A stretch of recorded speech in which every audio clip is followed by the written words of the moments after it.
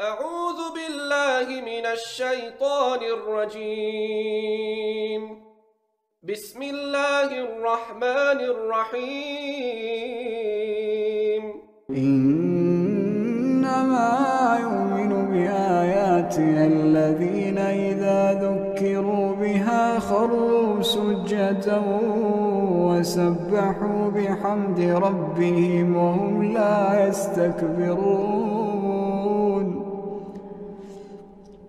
تتجافى جنوبهم عن المضاجع يدعون ربهم خوفا